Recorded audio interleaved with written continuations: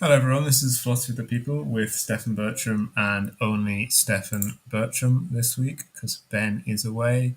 I've done this a couple of times. Once I brought Fakey13 on, but today I'm trying it alone again.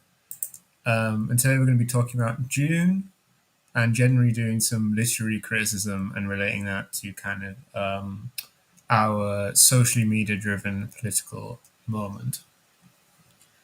Broadly, the discussion is going to be split between two levels. Um, The first is a discussion where I go through Dune on the basis of Nietzsche's understanding of the apollonian tragic hero in Greek myth, and how Paul Atreides fits perfectly into this model, and how this relates and fits with Frank Herbert's critique of the hero and the superhero. This exists in a context where people are rejecting the idea that Paul is the hero of Dune, including, I'm sure, already in the comments of this video. And I wish then to talk about why a concept of the heroic has become so narrowed. Why it is that we're meant to be living in this kind of enlightened age where we're the most literate, we're the most educated we've ever been, and yet we seem to desperately crave simple narratives where everyone can be placed into easy boxes, good and bad, base and cringed, as they say, and why there's this immense anxiety about characters being good or being bad. A lot of this chat has happened in posts and also in online articles, which are written like these terrible, dire online articles, which you're like, are these written by AI or are they written by like God knows, like half AI, half just like stolen from Reddit posts. Like a lot of articles online are literally like Reddit posts, which are then put through like ChatGPT. But these posts basically make the claim that Paul Atreides is not the hero of Dune, or that he is in fact the villain of Dune in reaction to what happened in the second Dune film. The basic thesis of today is going to be going from the idea that Paul is the hero of Dune, that that Dune is specifically set up that Paul is the hero. The point of the Golden Path is to set up a situation where infinite genocide is the heroic thing to do, and it's in failing to follow through on the Golden Path, in passing it off to his son, that Paul finally fails as a hero. This will be placed in the context of, as I call him, Herbert Dune, comments on his critique of the hero, and placing that within the context. So Frank Herbert makes a critique of the hero, but what's happening online is that people are rejecting the idea of Paul as a hero at all, which is, of course, to completely miss Frank Herbert's point. Frank Herbert's point was to present Paul as someone who's very certainly a hero, but then to make us ask the question, okay, Paul's the hero, but he's doing infinite genocide. Shouldn't that make us kind of think a little bit about why we love heroes so much? One of the articles I found had a line I just found incredibly triggering. It said, in June, Frank Herbert intentionally includes all the hallmarks of a typical chosen one story in order to underline his point. Paul isn't heroic. That's wrong, but whatever. The line which really bothered me is, if anything, he's a tragic figure who employs dubious means to achieve his goals. What exactly is left for a hero if there's someone who isn't tragic and there's someone who doesn't use dubious means? Who exactly is left as good in this equation? Some kind of like heroic meathead who never has to make a complicated choice and for whom nothing terrible happens to? The only possible hero in this sort of account is Superman, and not the Superman of Nietzsche, but the Superman out of those comic books. In The Birth of Tragedy, Nietzsche says, it was because of his titanic love for men that Prometheus had to be torn apart by vultures. It was because of his arrogant wisdom that Paul had to plunge into a bewildering spiral of atrocities.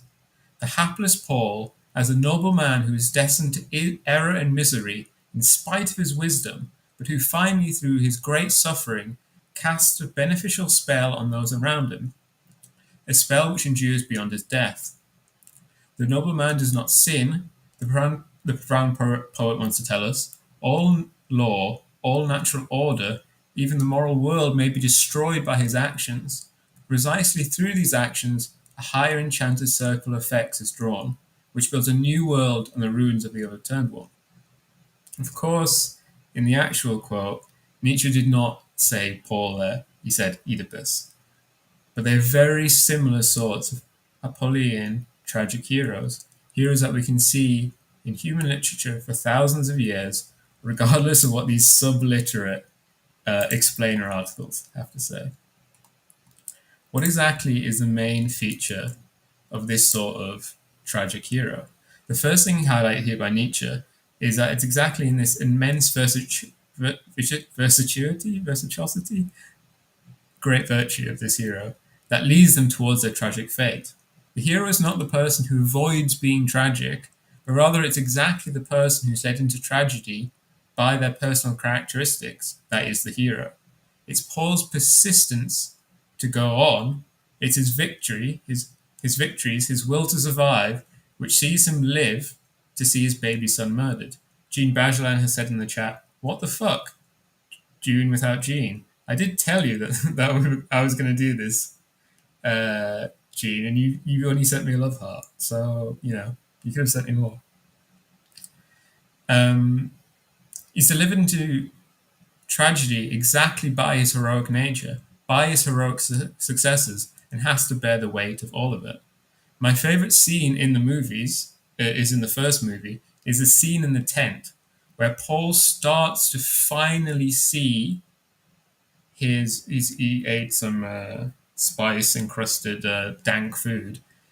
He starts to see the future. He starts to see his future, and because of how important of a figure he is, he sees in his own future the history of the galaxy. He freaks out, and he has this terrible experience where this happens because he survived his certain death due to his own virtue and due to the virtues of his mother, which, she's been placed upon him. She is created in him through a life of training. And it's at this point, that after his victory, that fate comes and strikes him down, that his future scene comes and strikes him down, and he's forced to reckon with the horror. It's not, he's not being punished for failing. He's being punished. He's having this tragic thing happening to him. So, and that's why, that's the point where the tragic thing happens. I'm very happy to bring Gene in once I get to the end of my spiel if he wants to. I was going to say to him, but... the second part of Nietzsche's equation speaks to the question of dubious actions, the dubious actions that the hero apparently does not do. In Nietzsche's account of the tragic heroes, they make any action heroic because it's in these terrible actions a new world is built, and that they cast a spell which benefits those around them. What statement could better describe Paul and his journey? The setup of Dune, and I think this is essential to understanding the whole conversation around Dune and heroism, is how can I make an infinite space genocide actually based? The setup of Dune is one where Paul can be heroic, even though he's pushing things to their extreme, and it's made clear that his actions are, in the end, beneficial for the human race. Paul's heroic failing is not in his body count, but him passing it off onto his son in not finishing the golden path. The spell is also very obvious and straightforward. It's the irrigation of Arrakis, just like what happens in the Lion King films, where happens in the Lion King film and happens very directly in 1980 Dune, where there's this very blunt scene where Paul wins his victory and suddenly the rains fall from the sky. It's not as blunt as that, not nearly as blunt as that in the books, and presumably won't be nearly as blunt as that in the film, where in the same film, in the 2024 June 2, the same events happen as in 1980, and there's no rain falling from the sky. Paul just wins. What's especially notable about Paul, and kind of the thing which elevates him past or makes him more interesting, or however you would want to put it, than the Greek tragic heroes such as Oedipus, is that he's both oracle and hero. Oedipus is wise, but he's not an oracle. Imagine if Oedipus could have seen his own fate. Could he have borne it? Could he have survived, knowing he was going to go on to do the things that he was going to go on to do, which I won't detail here. I did also find, when in June 1, where Paul and his mother were in the tent, and they were like changing each other's still suits. I did find that scene like weirdly horny in its kind of structure, but maybe that's just me being a sicko. Paul is able to bear this fate, not just having this immense fate, but knowing it, and not in the sense of how an ancient Greek hero might have known their fate, in the sense that they know the ending, but they don't know the means or the journey. Paul is quite uncertain, actually, of the end, but he's quite certain of the stuff which will happen to him kind of in the immediate future, as shown in the scene in the second film, where he goes around he uses his prescience to go around the room with the Dune people, I've forgotten their name, the Fremen, and tell them, you were born on a Tuesday, your mother is a hare, and so on and so on. But this does lead us on to a very important point about Paul and the difference, and why Dune is a very modernist story, why it has this immense kind of modern aspect to it, despite kind of some reactionary characteristics and its similarity to stories like the stories of Oedipus. Paul's fate is not made by the gods or by nature, but by men, or perhaps more aptly, by women. Paul isn't kind of naturally born, nor is he the chaotic produce of God and man, as happens in Greek myths. Rather, he's instead the result of a 1,000-generation breeding program. Of course, just like Achilles, and unlike Superman, Paul remains flawed. He was born a generation too early due to the hubris of his mother, and this meant that things were harder for him. Of course, hubris, very again Greek tragic, which is brought up to Jessica a lot in the film.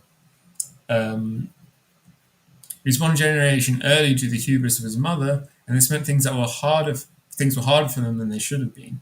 And in the end, this is why he had to pass off the project onto his son. But this flaw was also essential to the story, because it's in these flaws that we actually get an interesting narrative.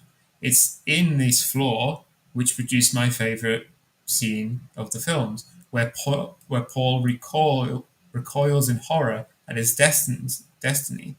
It's also what produces the reluctance that allows Chani to love him in the films. It's only because of this reluctance to his destiny that love can blossom between them in Dune 2, and it's what, in the end, also in Dune 2, it destroys it in what might be the most interesting part of Dune 3, the relationship between Paul and Chani.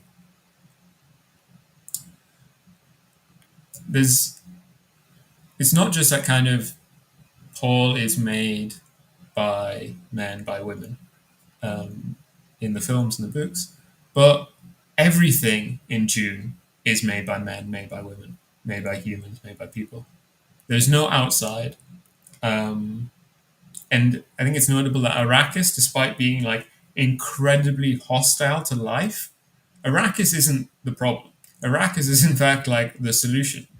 The problem on Arrakis is the men, is the people, is the humans. It's, the Fermin irrigation project is not prevented by any natural factor. It's prevented by the political economy of an empire. There's no outside of humanity in any way in Dune. The problem is humanity. The solution is humanity. The only outside is the worms, really, but there are no intelligent aliens in the film. And despite kind of the Fremens, I mean, I feel like the Fremen's worship of the worms is like somewhat kind of alleged. Like they're willing to ride them around. They kind of smother their young to produce the blue juice. So even with the worms, like the worms are kind of really an object that are used by the Fremen and used by everyone else. They aren't really in worship like gods. I don't really take it. Um, Paul is created by the actions of women and men, and the threat he was made for was the problem of human decadence and decline. Okay, now let's do a long quote from Mr. Herbert Dune. It began with a concept, Dune, a long novel about mesanic convulsions which periodically inflict themselves on human societies.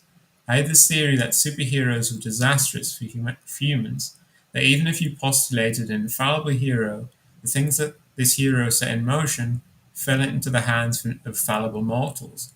What a better way to destroy a civilized society or a race than to set people into the wild oscillations which follow the turning over their judgment and decision making to a superhero.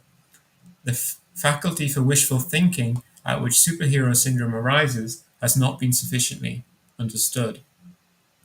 Dune, of course, takes you through the creation of the superhero, Paul Atreides, who became the Mahdi of the Fremen.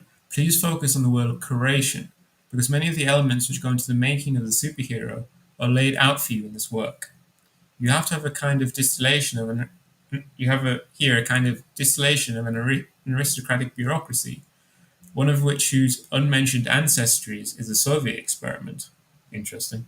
You are taking through a history of many power instruments which have been tried and discarded or adapted to new forms, which is what I've already noted here about Megan and Paul. Though interestingly here, Frank Herbert is very Foucauldian here in his kind of reading of this, which is interesting because I'm pretty sure this was, I don't know, maybe this was said like by him later in the 80s, but it does seem he kind of preempts Foucault if this was published around the same time that Dune was published. The particular passage which I've read here, I'm still quoting Mr. Dune. The banquet scene is a watershed in the understanding of Paul Atreides. You see his family and his supporters, the malign forces in which are organized against him. Raw power is displayed in its most seductive gaze. And amidst a scene with commonplace roots, the dinner party, the place where we ingest energy, you see the good face which is put on whatever humans decide is their personal necessity. And you gain insights into the moral base upon which Paul makes his decisions. All of this is couched in a form which makes Paul and his people admirable. I am their advocate.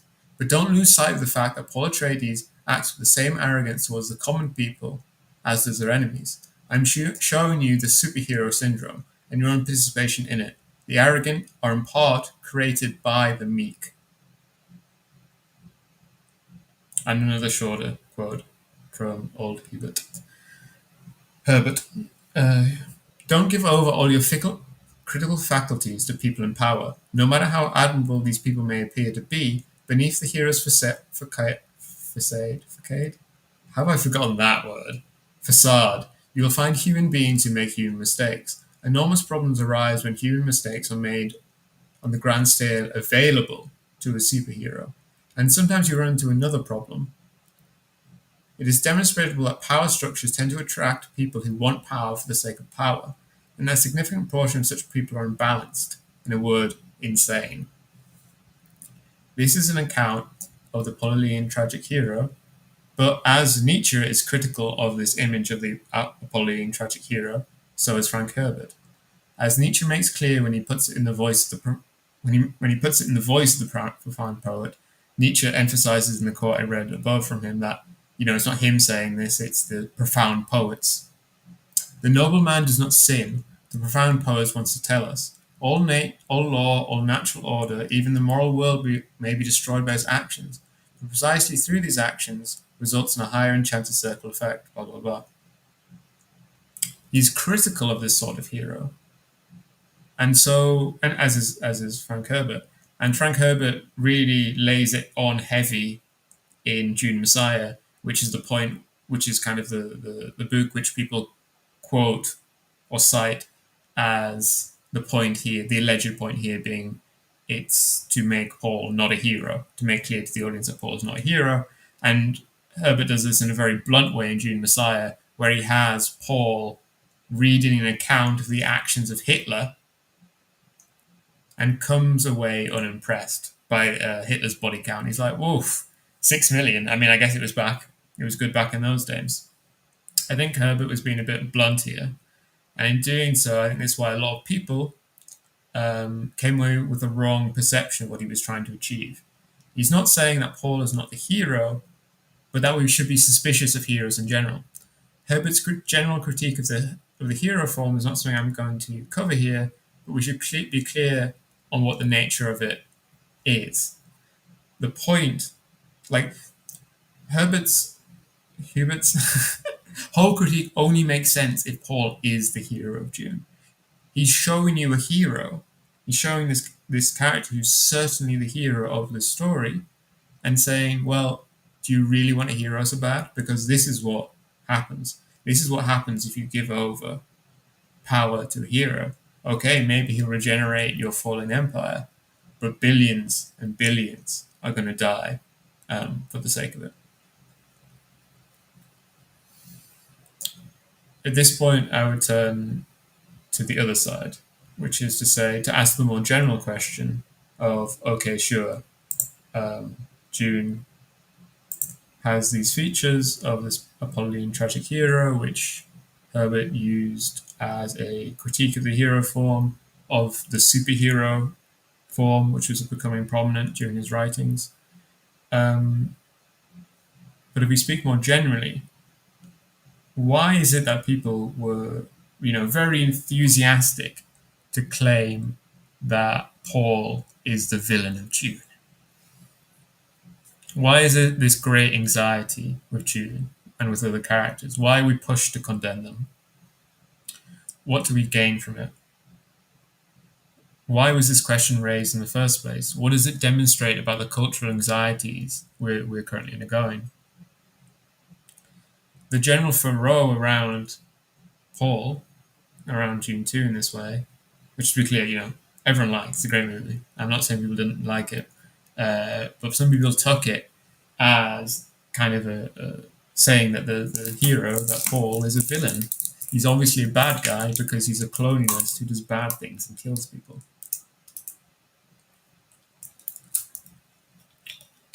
It demonstrates we have a very emaciated concept of the heroic in our present moment, as well as a great anxiety about categorizing things as good or bad, based or cringe, on very simplistic ideas of what they could mean.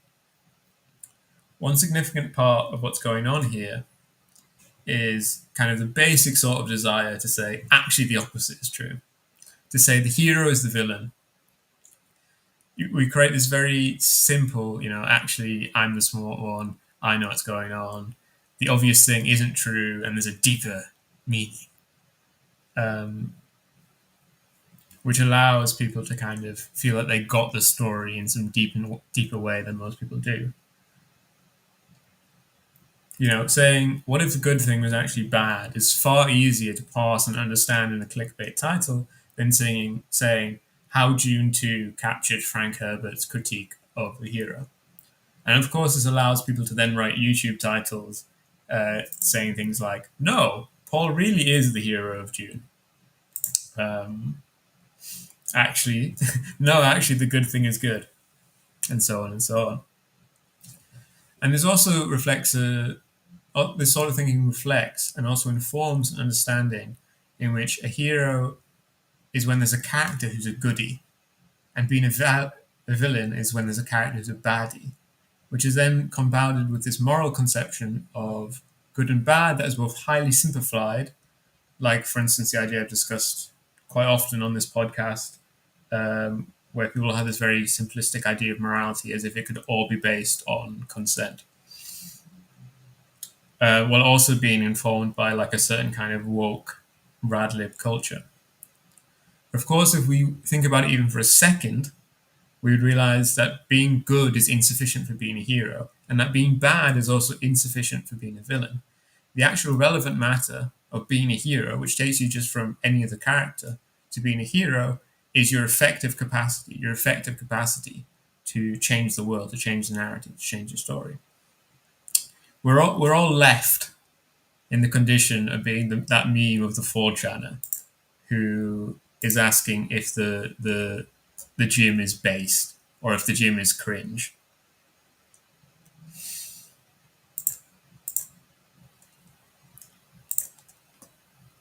This then relates us finally to contemporary politics.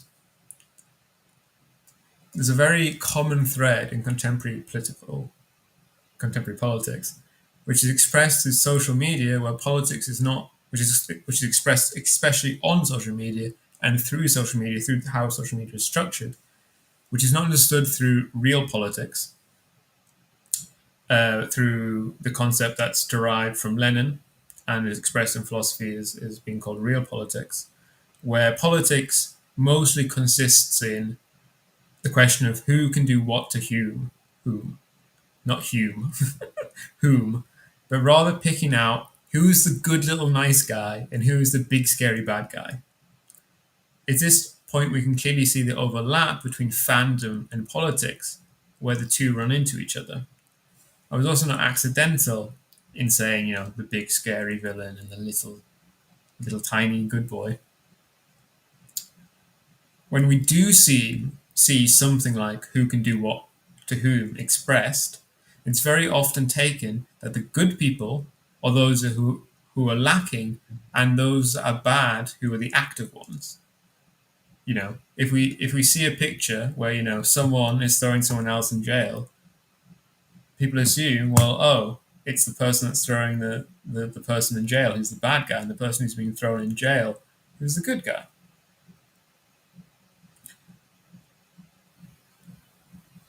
This is often expressed through the dichotomy of oppressed and oppressor, where the oppressed are imagined as passive victims and the oppressor as the active, dynamic one, which is then reflected in another common form of online politics, as well as when people enjoy kind of villains more in media, which is when you become a fan of kind of the narrative. Like, say, people will take the capitalist narrative about the Soviet Union as a place of kind of terror and genocide, which was intervening in every place in the world.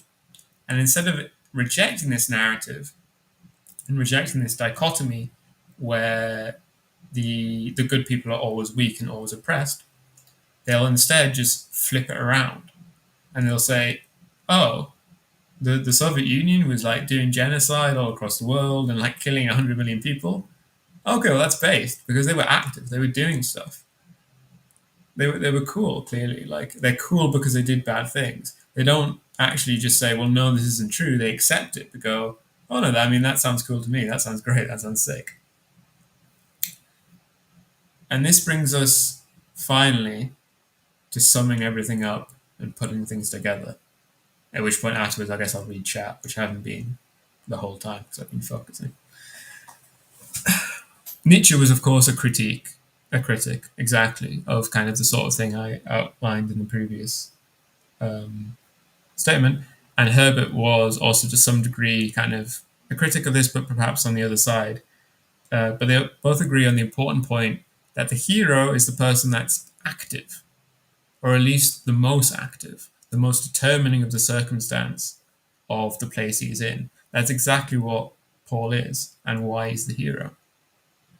And why, in some sense, the modernist hero is kind of so much more heroic than the apollonian tragic hero of Greek myth, who was an active figure who did various things and who would institute some kind of change upon the world, make things better and so on, but in the end was still captured by the circumstances of pre-modernity where human actors were, reasonably understood as not being the ultimate people who controlled the world.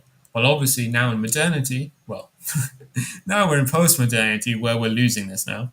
But in modernity, towards the end of modernity, I mean, you can't really draw a dateline on it, but Herbert's work is a modernist work in the sense that Paul is taken to be the person who can control the fate of the galaxy. And that if not Paul, it would be some other person that had the capacity to control the galaxy. I think a key reason that people take Paul as the villain, that the contemporary kind of slightly elevated media audience will take Paul as the villain, and why this comes up in the second film, is because once we get past the slaughter of his family in his house, he is the active one, active enough to in the end cause the death of billions, and can make no excuse for not seeing what the result will be. Why isn't Paul more villainous in the first film? I earlier I quoted right, and where does Frank Herbert think the villainous? Oh, not the villainous. The kind of ambiguity, at least, of the Atreides family is obvious. Where is he wanting you to question them? He's not wanting you to question them in the second half. The scene he highlights is the banquet scene. The banquet scene, which doesn't happen in the first film, but similar things happen where they do the water donation stuff in the first film, where Paul is walking in the garden, and why is Paul not kind of the villain when he passively lets the gardener pour what is like an enormous amount of water for Arrakis upon the tree? Because he's passive. Why isn't Paul taken as a villain when he's this mostly passive aristocrat beholden to the violent occupation of a planet? Why were these articles published now and not then? He becomes a hero once he surpasses this status and starts to act. But it's at this point where a contemporary media audience suddenly sees him as a villain because of this emaciated concept of the hero and because of this emaciated concept of politics we have. And if Paul isn't the hero of Dune, then no one else is. Woo! Okay, that's my essay, everyone. I read it. Oh. Now reading chat. If you're watching on board, maybe you can sign off. Yeah, I mean, at the warning point, he isn't even the Duke, but it's not like that doesn't mean much. I mean, that kind of like it does express it. Yeah, like he isn't the Duke. He isn't doing anything. He's passive. Why isn't he doing something? Why doesn't he do anything? I can't really remember the first half of the Dune book that well, but I don't really remember Paul doing anything. Certainly not in the sense of political economy. Like I don't think he does. I don't think does he suggest policies even to his father? Why does he do anything? I can't really remember, but it from what I remember in the first half of Dune, Paul is really just this passive aristocrat who's kind of like he's self cultivating and so on, but isn't really doing anything else. True. I mean, I think the whole point of Dune was for Frank Herbert to write a nice story. I don't think he cared that much about selling books. Obviously, that he was very happy to sell books, but I think Herbert just very much had this story he wanted to sell, and kind of dedicated the second half of his life to it. Yeah, bro is literally just chilling. Which, when you're the heir of a planet, of an entire planet, is in my books kind of pretty villainous. This kind of it's a passive kind of villainy, which I don't think really gets any criticism now because we identify passivity with the good, with the innocent. Even though, yeah, I mean, there's obviously Paul was innocent at the time, but we're also culpable for our own innocence, for our own ignorance, and so on. And obviously, Paul was highly educated, highly effective, had been born to be active. Yep.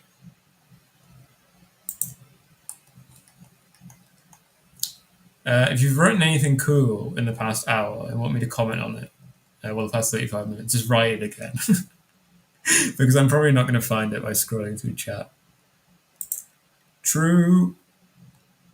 Duncan Idaho was so loyal they had to clone him 20 times.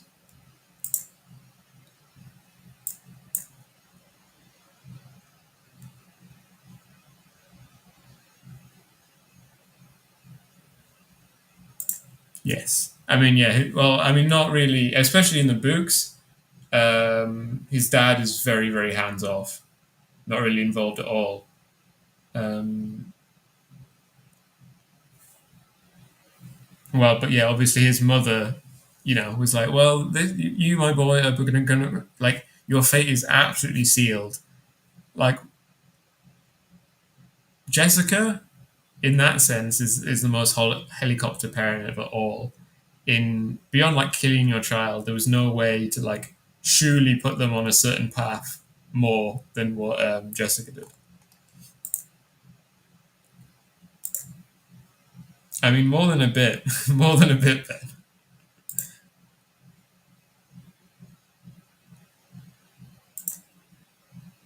Yeah, I think this is also a particular point. And I think more is generally revealed about politics, about contemporary politics, not by films, not by the content of films, but in the reaction of people to the content of films. But yeah, it's this very interesting thing where we in a culture where kind of not just films, but kind of like McDonald's and companies are expected to kind of be political actors, which would change things. Media is expected to change the world, and companies are expected to change the world. And of course, these things are just capitalist products. They're just capitalist companies. There is a way they want to change the world, but it's just to change the world to make money. Um, and of course, we can't blame people for expecting these companies to do something because the companies make clear, and it's also true, that they control things. So, of course, when they're so powerful, of course people will react to them and say, well, why aren't you doing something about Gaza? Um, but we should know that if they really, to the degree that they do things, those things are bad. They're contrary to our interests as the proletariat. I haven't read past the end of Paul's story. I don't think I ever will. I'm aware of the general outline of how it goes, right up until all the worm stuff and so on.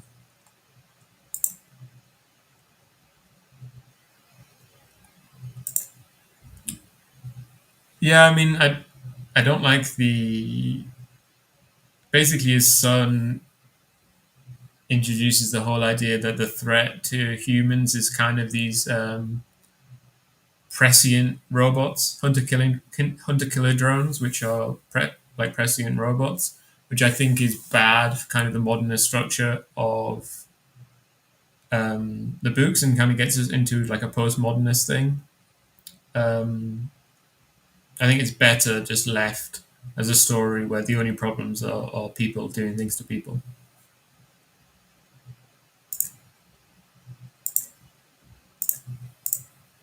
Yeah, I mean, I talked about, and it's important, kind of, I think it's very, very important. I've said it, but I'll say it again, that the point at which Paul fails to be the hero in Dune is not when he kills 20 billion people, but when he fails to continue to follow this path, the path of slaughter, the golden path, and when he passes off that path onto his son because he isn't willing to go all the way to become the thing that his son becomes, which I won't spoil for anyone who might be about to read that.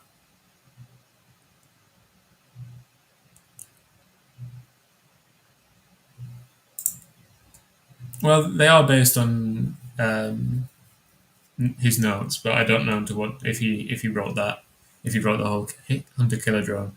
But I was going to suggest this when, but I ended up not doing it because I think Frank Herbert happened to agree with me. But if he hadn't agreed with me, I would have said, well, actually, the author is dead, and so on and so on. If it wasn't for the fact that Herbert agreed with me, I would have just gone, well, actually, the author is dead. It doesn't matter what the author thinks. I'm just going to say whatever I want. And by coincidence, I think um, Frank Herbert at least agreed with me or didn't say anything in his critique of the hero and the superhero, which was relevant for my critique of my understanding of Dune. But if I was, I would have just gone, well, the author's dead. I don't really care what he thinks about his own story.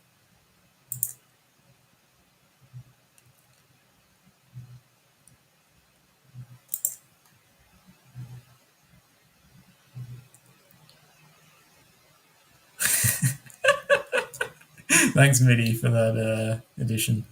We will all become worms in the end. Yeah, and the important point to remember here is that only works when Paul is the hero. If he's not the hero, then you can't subvert the hero genre by having him do heroic things which are subversive to this structure. You know, it's only through showing Superman that doing what would inevitably result from him ruling over humanity that can make us question the problem with superheroes or Superman.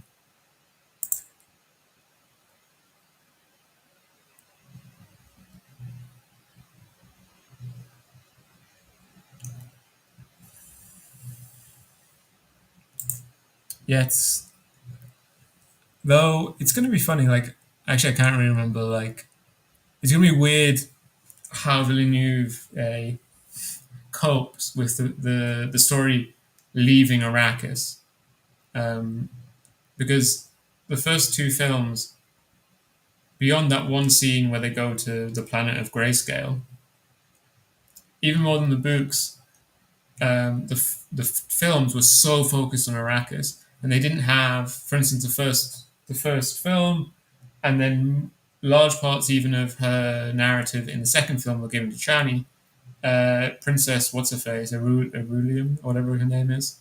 Her parts were taken out of the films, so you have this narrative which is incredibly focused on Dune with like no outside actors um, in the films. So I think it's going to be very jarring. I think it's going to be a real challenge for Villeneuve and for the writers of the script for Part Three, which is presumably already written, to really kind of cope with that massive change that happens uh, once things start to leave Arrakis.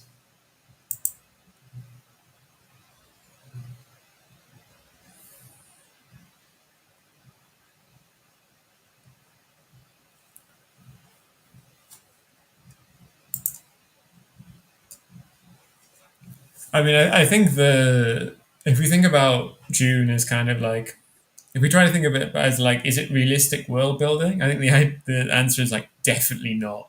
That they have this kind of like medieval guild structure in like the far far future where they have like interstellar travel and so on. Certainly, like you could have a situation such where where Arrakis is this like heavily exploited planet with like a feudalist structure, but only in the context of a greater galaxy where most of the planets are some kind of post-capitalist structure.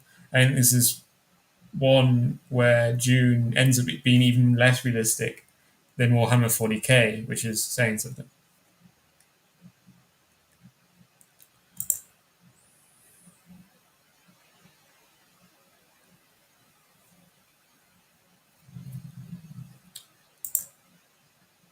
Yeah, true. If we were going to do a bit of new atheism, it is, and perhaps even more clearly in the movie, is specifically the setting up of a prophet, not kind of in a secular superhero sense, but in the very directly kind of religious sense, which of course led to all the stuff of, is June Part 2 actually an adaptation of The Life of Brian, the British comedy film, which I've now somehow forgot the name of the guys who make that. What the fuck? Uh, Monty Python. Jesus Christ, my brain is absolutely going.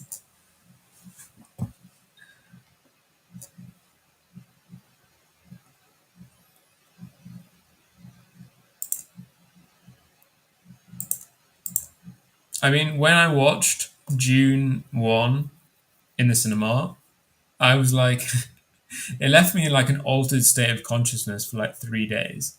By far and away, my most mind blown experience of any, well, certainly any visual media. Probably my mind has been more blown by books, but not by any visual media. Um, which is funny because I think I have some like hipsterish drive to not say that Dune Part One was is like my favorite film. But if I was speaking in terms of like the actual concrete effect it had on me, certainly Dune Part One is my favorite film.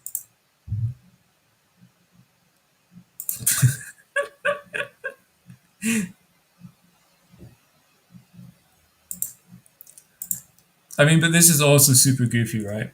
Like the whole idea, like it's one of two ways, right? Either this lowers productive capacity so much that a galactic empire collapses, or you take it that mentats can do all the things that computers can, in which case there's no excuse for having such a low productive capacity. And of course, if we think about Earth, capitalism, we already had mid capitalism before we had electronic computers.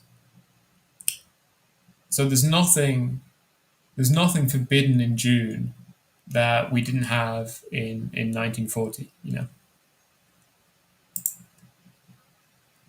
I don't know how we forget Monty Python. I'm just my mind is going. Yes, that is probably the best part of faux feudalism, especially because um, for whatever bizarre reason, like capitalist fashion has just not moved along.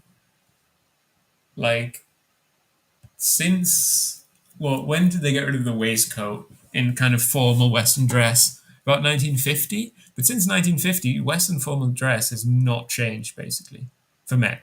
Um, I mean, though, to be honest, women's formal dress hasn't changed particularly much either. We've just had these grey black and white suits for hundreds of years now, which slowly kind of deformalized. They got rid of the hat and the waistcoat. Well, you sometimes wear waistcoats now, but not all the time. But certainly they got rid of hats outside of like horse races and so on. So that is the good part of faux feudalism because the fashion of kind of late modernity and early post-modernity is a bit shit.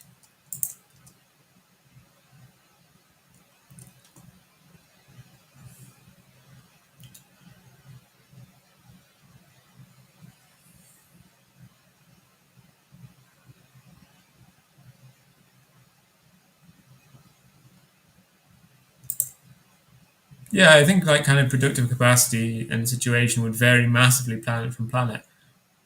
But the problem, I mean, it's not really a problem because it doesn't matter. Like, I think this is an important point. Kind of having a consistent law that makes sense in your stories doesn't really fucking matter at all. Like it matters for nerds like me, I guess, sometimes, but most of the time I don't even care.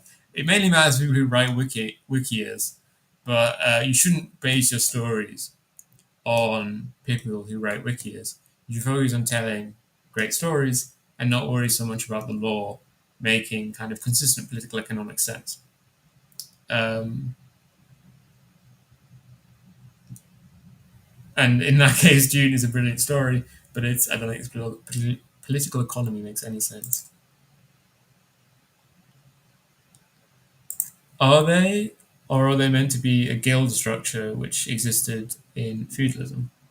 Um, like the feudal economy was not really actually dominated. Well, okay, maybe I'm being a bit too much there, but a very large part of kind of the productive capacity of medieval economies was dominated by guilds, not by aristocrats. And of course, there was overlap between those two groups. And of course, you had places, especially in Italy, where due to the legacy of Roman urban society, you had places which were basically run as merchant republics.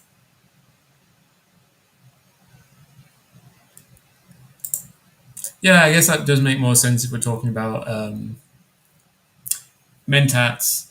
The structure of mentats being like a human population, which you need for these very particular things, might make feudal structures make more sense.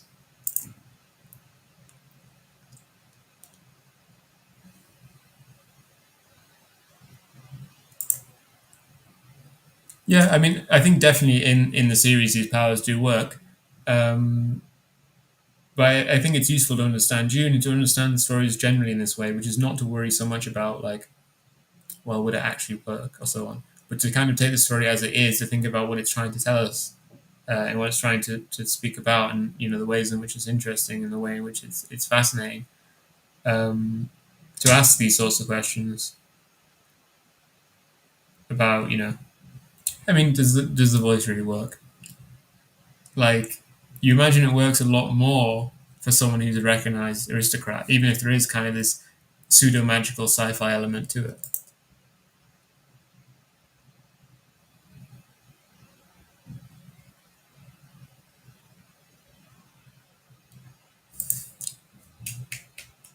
$20, let's go. I mean, it's a shame that Gene didn't come, but I take it he's busy. He's been busy and sick. It's a shame. But maybe me and Gene can talk about June at some later point.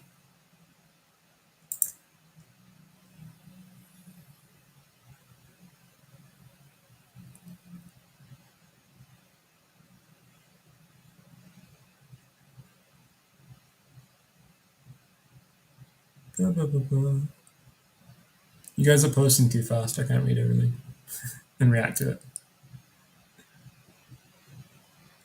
I mean, there's been deformalization, but the interesting thing is it hasn't changed. It's remained the same thing broadly in its shape. So it's deformalized, but also it's calcified.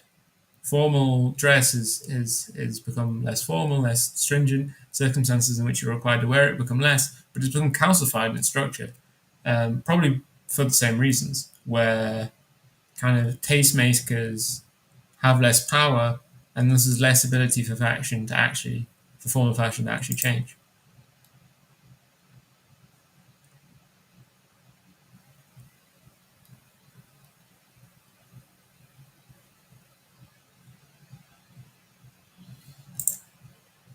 Yeah, sure. I mean, that's what I think about communism a lot. So when people are talking about communism, it's like communism is going to be alien. Like I can imagine, and I can talk to you about what the first stages of the lower stage of the lower stage of communism in Marxist terms, or socialism in Lenin's terms, are going to be like. Hopefully, I can give a good description of that, because it is, especially me as a 21st century Marxist who has massive informational advantages that Marx and Lenin never had about the actual development of capitalism. I mean, hopefully I have that. If not, wow. Um, but in speaking of like what high communism will look like if we ever, like I'm not even sure if we will ever get to kind of high communism, to the ultimate communism. I don't really worry about that because the lower stages of socialism will be so much better for the human race than capitalism.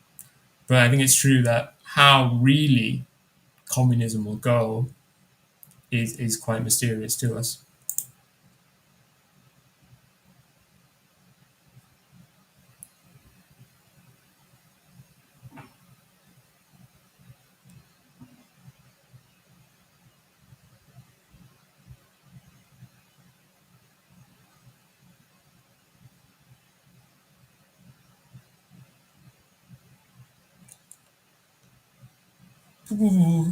Yeah, I mean, the kind of magic in Dune is meant to be like not magic. Like it's meant to be sci-fi. Like it's meant to be an actual power that people could have, like the voice. I mean, not literally, but it is influenced by this kind of new agey ESP kind of ideas that people might have these powers, or we might have the ability to gain these sort of pseudo magical extra senses, extra abilities um, through sufficient kind of self cultivation and eugenics and so on.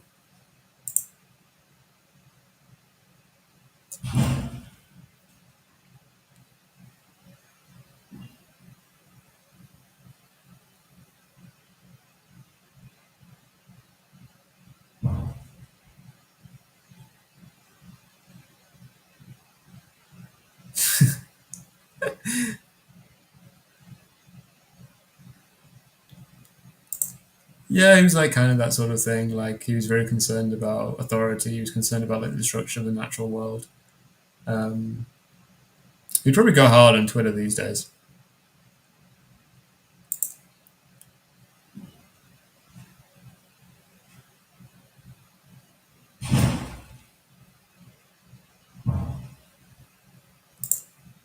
I mean, like in every way, more or less. I mean, very important thing is that the Soviets had money throughout the whole thing, while the lower stages of communism certainly could not.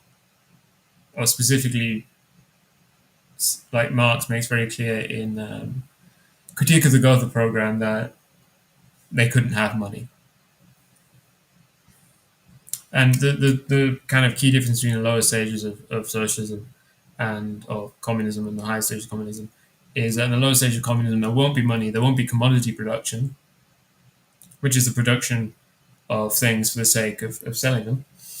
But there would be some form of restraint on the flow of goods, which goes beyond human need and desires. Um, and so that's when you get stuff with like labor vouchers and whatever. But whatever they are, they can't be money and they can't be commodity production. While the Soviets had money, had commodity production. Especially, they had very obvious commodity production in the fact that they made things to sell for export, which is you can't have socialism in one country or even socialism in like 27 countries or whatever. Um,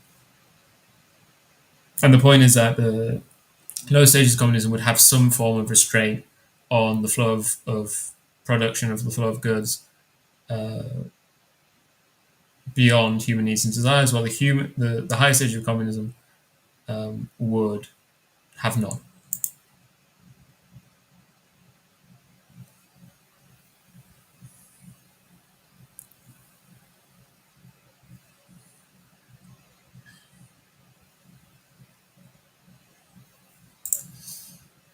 Paul represents me because he's a manlet in the books.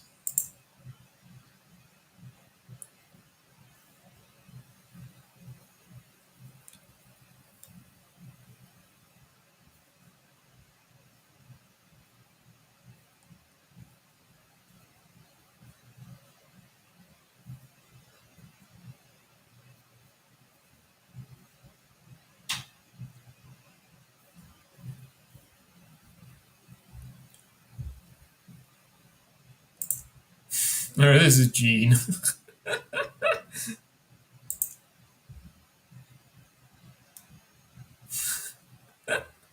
I last week I experimented with using like natural lighting instead of this lighting, which falsely gives the image that I'm tanned instead of deathly pale. Um, and I sent it to Jason. He was like, "No, like, do not use your natural skin color. Continue to pretend to be tanned. It looks far better." Um, Jason does not respect my beautiful white skin.